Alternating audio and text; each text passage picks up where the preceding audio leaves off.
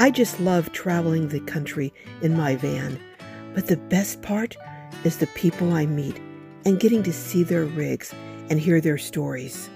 Today, I'm introducing you to Kim.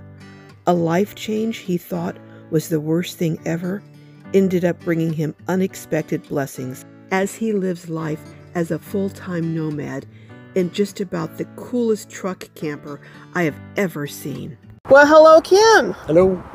Thank you so much for doing this interview. My pleasure. Now, this is called a what? Kimbo? Kimbo Camper. And what is it built out of? Aluminum. Aluminum, all aluminum? Yeah, it's riveted aluminum. All right. Well, you know what? We're going to go inside and take a look and maybe get to know a little bit about you and how you came to live in this, because you're living in here full time now. Yep. And did you build out the inside yourself? Most of it, yeah. Okay, well, you know what? It's very windy outside. We're near a freeway. Let's go on in, get out of the wind and the noise, and hear about your story. Okay.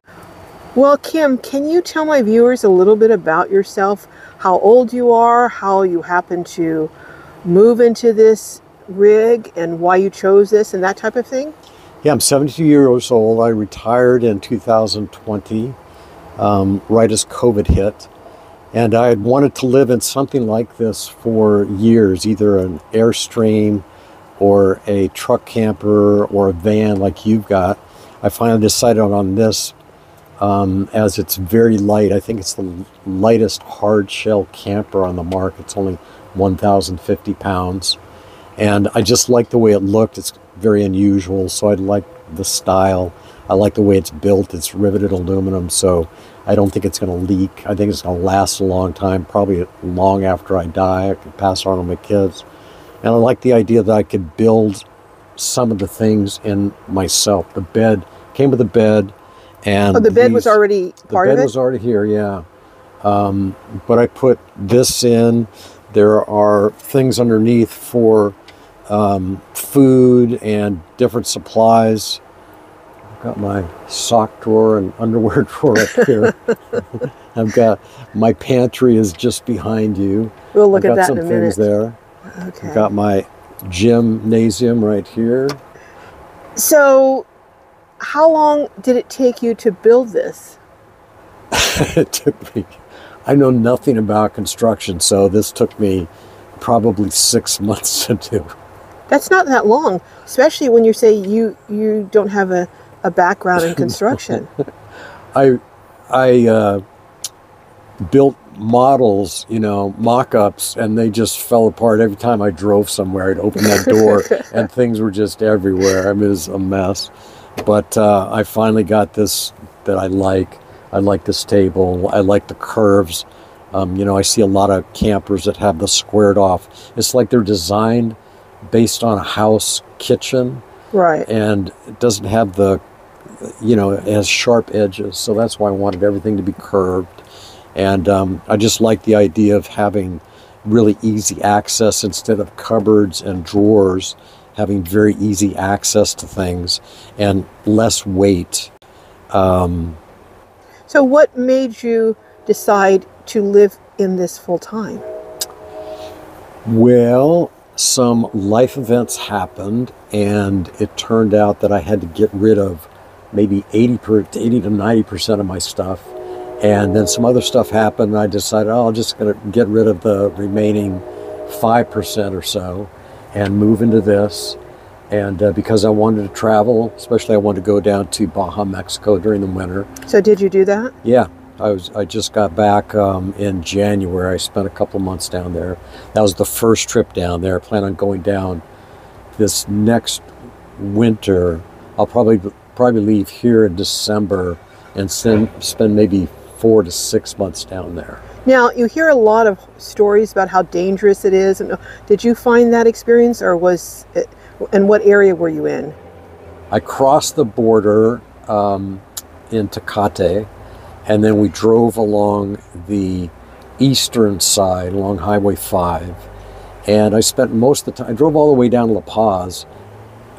At the border at Tecate, actually the military pulled me over, and it's intimidating because they've got military garb on, and a lot of times they've got bulletproof vests on. They've got like automatic weapons, and they pulled me over, but they just came in. They were really nice. They just walked around, they just looked around, looked inside the cab of my truck, and just waved me on. I got pulled over by the police in Loreto. They said that hadn't stopped at a stop sign. I had. They wanted me to pay 700 pesos, and I did a really good job pretending how stupid I was, and they finally waved me on. My overall, even with my interactions with the military and the police, everybody was really nice.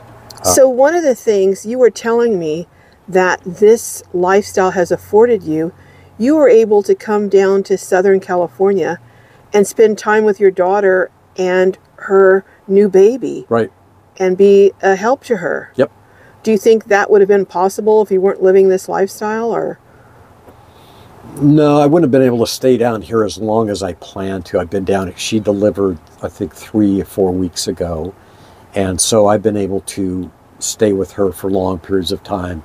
And I'm planning on doing so for probably the next 3 or 4 months. But yeah, I wouldn't have been able to do that. So that leads me to ask this question, and then we'll do a tour of your beautiful rig. Now, what do you think is the best thing about living in this small space on wheels, and what is the worst thing about it? Well, the best thing is just being able to go around. My best friend lives here, so being able to hang around, we hang out every day, being able to see my daughter, going down to Baja when it's really cold and rainy up in the Pacific Northwest. It's just been really nice to have that freedom. Just really never had that freedom before. Worst thing, I would say some of the loneliness. It's not so intense now, but I would say the first couple of months, I would go through periods of loneliness. So adjusting to just being by yourself and not being in areas where you knew people. Exactly. Okay. All right. Well, you know what? I say it's time to go ahead and do a tour of this amazing rig. How many square feet is it inside here, would you say? About 20. No, I have no idea. I think it feels larger when you're inside than when you look at it from the outside, but I don't know. Probably about maybe 12, 15 feet long? Yeah. By about maybe 6, 8. Yeah. So no more than probably 80 square foot. Yeah. But you're comfortable. I'm kind of like a gerbil, I like to have stuff, and I can stand in the middle, and I'll show you where I cooked, but I can spin this around and work on my laptop, and just everything's right here. Okay, let's start with the bed. So this is the most comfortable mattress I've ever slept on. It's the mattress that actually came with the Kimbo Camper. What kind of mattress? How thick is it? It is like so, and I have no idea I don't know what the name of the mattress is. So it looks like it's at least 6 inches, maybe 8 inches. Yeah. So it's really comfortable. I'm 5'8", 9", and so it's perfect width for me. So it looks like it's probably at least a double, maybe? Yeah. It's a double wide, in terms of the size of the mattress, yeah. Now, that back window, that opens up? Yeah. And does this side window over here open up? Yep. Yeah. That opens. There's a screen that comes up if I want to, have the window open. There's bugs outside. But that's, there's little deals here, and that pops open. And it's like so. All right. The same with that, and then the window in the back. Now, as far as storage, what are your storage areas, and where are they? Yeah, so, instead of drawers, I have these, and... Now, did you build this rack here? Yeah. Okay, and I see they kind of hang on hooks there. Yeah. Okay. Yeah, and they come off. Oh, so you can take it down and pack them. I built everything so I can take it, like, if and when I sell it, or if I want to redo it, I can take everything off. This, everything will come off easily, and then I can just redo it if I want. Okay.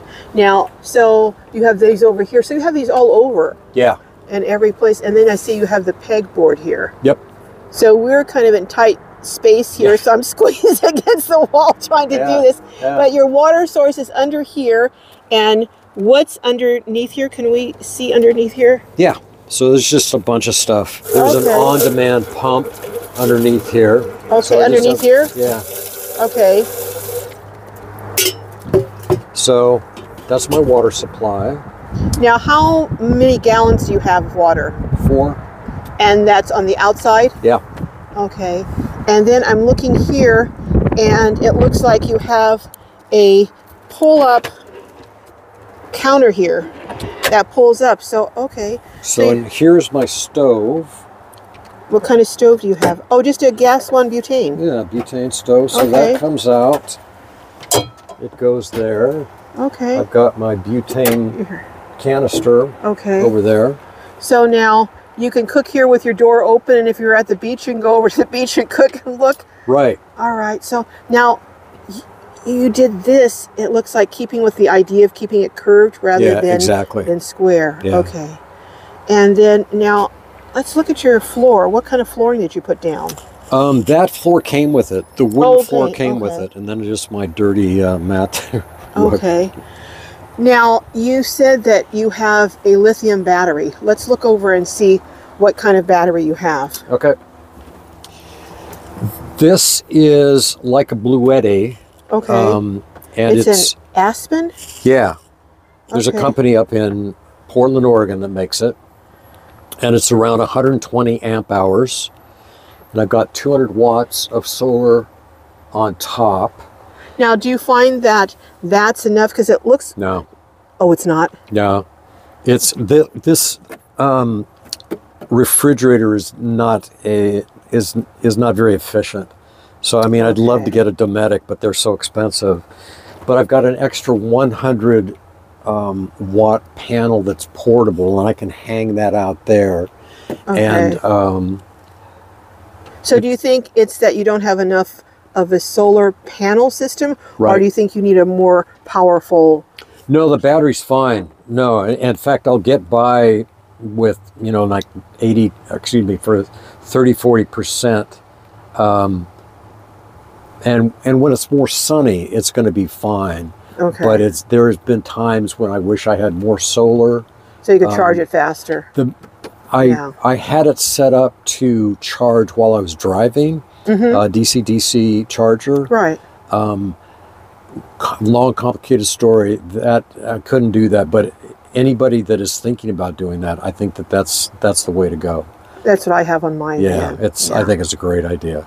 It just didn't work out for me. Do you have space on your roof to put more solar panels? No. Oh, no. So that's why you only have the 100 up there. Okay. Yeah, because there's this fan, and it's just there's just not much room on the. I mean, it's just such a small rig in general. Now, I would think with it being this small, that it would be fairly easy to keep it warm. Oh yeah. So, what do you use for heat? Did you use for heat? Usually, I mean, I think I've got a one of those little. I think it's called Little Buddies. You know, they're a propane heater. Okay. And I've used that maybe 5 times. Okay. You know, I just kind of layer in the morning. You know, it can be cold no matter where I am. It's usually cold in the morning. A lot of times, just turning on my stove to heat up my water for coffee, that warms heats up the space. Yeah, there's such a small space. So what about the opposite, keeping cool in the summer? How do you do that? When I first went down to Baja, Mexico, it was 90 to 105 degrees on a regular basis for a couple of weeks. And but as most places, it cools down at night. So, you know, during the day, you know, you're driving or doing something outside, so it's, you know, not that much of a deal. And then I've got a fan here that at night that brings in cool air when I turn that on. And I've had a couple of really kind of miserable nights, but in general, it's been fine. I don't think I need air conditioning. Now, is that a max fan? Yeah. Okay. and you find that. Plus, I guess when you have the fan on, plus the windows open, you get that flow. It's kind of amazing how much airflow there is, yeah. Now, what about for a bathroom? What do you use for a bathroom in here? It's amazing how many bathrooms are available. I mean, I've got a little canister that I pee in at night if I have to get up in the middle of the night and pee. I've got something in here like a portable toilet if I need it. Okay. But I mean, when I'm on the road, there's just so many places that have nice restrooms. Even when I was down in Baja, Mexico, in the gas stations, they were just really nice and clean. So I haven't had any problem. Wow. Now, I'm looking over here and I see this bench. Now, it looks like this bench may have already been in here, or did you add that? This bench, that's part of the camper because the wheel well is underneath. Okay. There. Is there any storage in there at all? No storage on either side. My storage is under here. Okay, so... And I've got a bunch of stuff under there. Okay. This pops up. I mean, it's kind of a pain in the ass. I have to pull that off and everything. But now, are you able to store anything under the bed or no? No. No, okay. So basically, your basket's here, underneath your counter here, and then underneath where you're sitting on that bench is where, and then I see you have all kinds of little nooks and crannies, like little pockets there, and then you've got your shoes are on the door here. Yeah. So you've just adapted to this small space. And I got rid of most of my stuff. Do you miss it? No, people say, "Oh, don't you feel free?" And it's like, no, I like stuff, I mean, I like my stuff, but it's fine not having the stuff, So. Well, let me ask you this question, which we talked about a little bit earlier, but I want my viewers to get some insight. I was asking you, do you think you could do this for years? Yeah, I think so. Is there anything that I haven't asked that you think people who are considering, because I always get comments from people who want to do this lifestyle, do you have any advice or any suggestions? You're at 72, you said? Yeah. It's hard to believe. You don't look that. Oh, thank you. I think the hardest thing to do is just pull the trigger. Okay. And just do it. I spent a lot, I mean, I think everybody, spends all this time on YouTube and thinking how I'm going to do it right. Just pull the trigger. It's not for everybody. I mean, I think you have to have a fair amount of mental and emotional flexibility, because things just go wrong, right? And things break, and like you get pulled over in Mexico and stuff like that. So for me, I think just that attitude, positive attitude of gratitude, so to speak. Kind of a go with the flow kind of attitude. Yeah. So you're going to go back to Baja for the winter. What will you do for the summer? I'm going to go up to Portland in, I think, June. Okay. And I'm going to just stay with my partner. I've got family and friends up there, and play some pickleball up there, and just hang out with friends and family. And then head back to Baja for the winter. Yep. I'm going to I want to get that's the next big project, is figure out how to get a sea kayak rack on here, and then a sea kayak, because I want to do some kayaking down there. It sounds like you